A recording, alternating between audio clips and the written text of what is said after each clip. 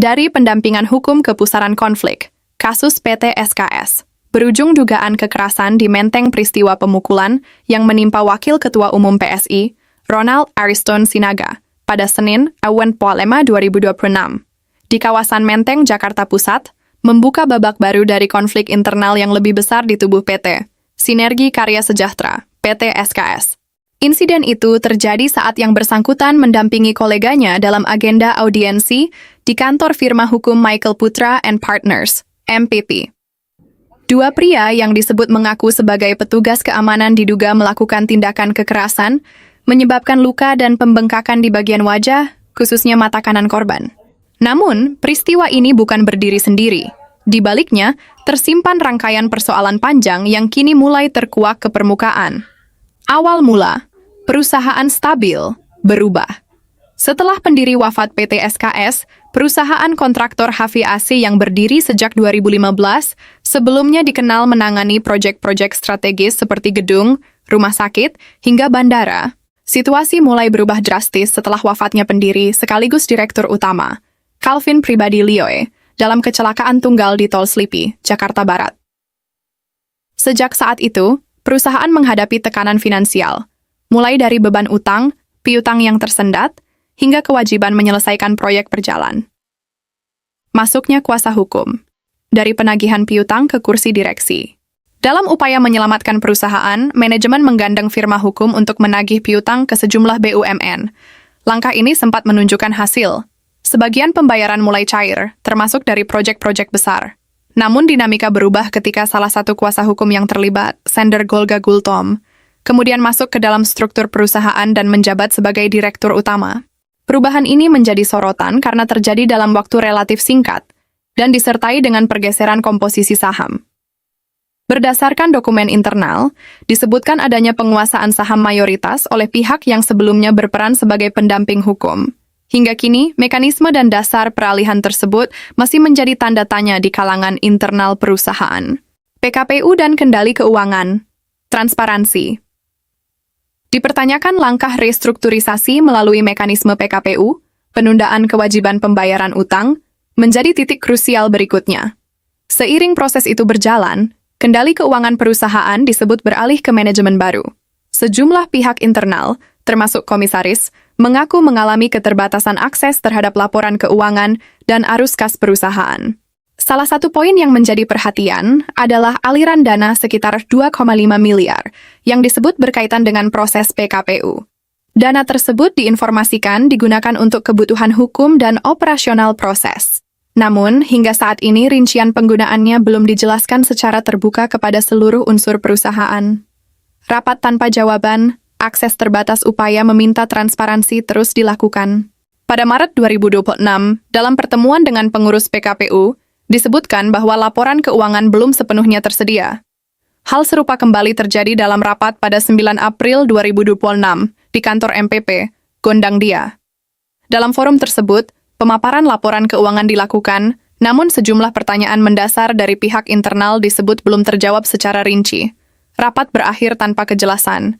Ketegangan memuncak, operasional tersendat hingga PHK mendadak pasca pertemuan tersebut, kondisi internal perusahaan dilaporkan semakin tertekan. Akses terhadap anggaran operasional disebut mengalami hambatan, sementara di sisi lain, sejumlah karyawan menerima pemberitahuan pemutusan hubungan kerja, PHK, secara mendadak tanpa penjelasan komprehensif maupun serah terima pekerjaan. Langkah ini memicu kekhawatiran lebih lanjut terkait tata kelola perusahaan. Somasi dilayangkan, respons dinilai minim. Sebagai bentuk upaya penyelesaian, pihak komisaris telah melayangkan 2 surat somasi pada April 2026. Somasi pertama memberikan tenggat hingga 22 April, disusul somasi kedua hingga 27 April 2026. Namun hingga batas waktu tersebut, belum ada tanggapan substantif yang menjawab pokok persoalan yang diajukan.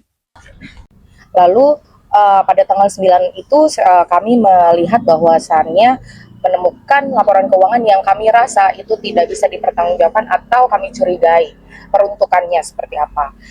Dan pada tanggal 9 April itu, saya dan rekan saya, Tami Asmi dan Nida Rahayu, kami menunggu etikat baik penjelasan daripada mereka terkait dengan dana-dana yang digunakan sampai dengan jam 1 di kantor MT dan XG law firm-nya, mereka tidak datang sampai dengan jam 1 malam. Oleh karena itu saya langsung menemui kuasa hukum saya untuk kita start upaya-upaya hukum saja begitu. Dan upaya-upaya hukum itu sudah kita lakukan sebelum sampai dengan hari ini. Somasi yang sudah kami layangkan 2 kali itu tidak diindahkan oleh mereka. Sehingga pada malam ini akhirnya kami memutuskan untuk membuat LP ini. Begitu. Oke, saya jelaskan sedikit bahwasannya memang seperti yang tadi sudah dijelaskan oleh kuasa hukum, Bapak Broron amat sangat membantu kami terkait hal ini karena memang ada keterkaitannya juga dengan pihak yang sebelumnya sahabat law firm yaitu XG dan MT. Di sini bahwasannya beliau mensupport kami atas hak-hak kami yang tidak diberikan terhadap 2 orang tersebut, ya kan? Lalu dengan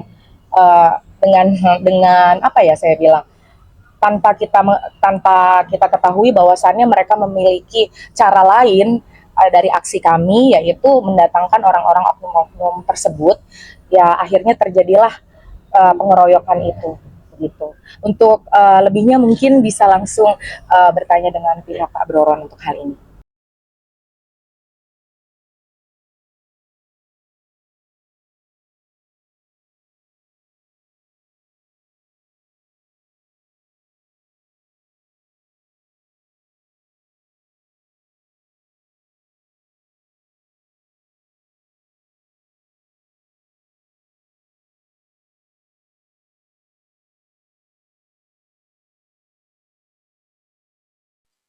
Pertanyaan besar yang belum terjawab.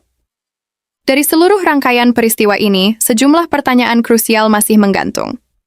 Bagaimana mekanisme perubahan kepemilikan saham dilakukan? Apa dasar penunjukan direksi dari unsur kuasa hukum? Kemana aliran dana perusahaan, termasuk dana 2,5 miliar tersebut?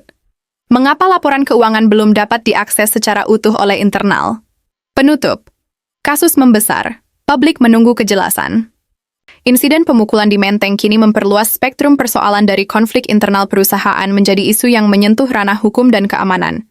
Tim Media Kabar 9 menegaskan akan terus menelusuri perkembangan kasus PT SKS secara mendalam. Ruang klarifikasi dan hak jawab terbuka bagi seluruh pihak yang disebut, guna menjaga prinsip keberimbangan dan akurasi dalam pemberitaan. Dari Jakarta, Tony Evang dan tim Media Kabar 9 mengabarkan,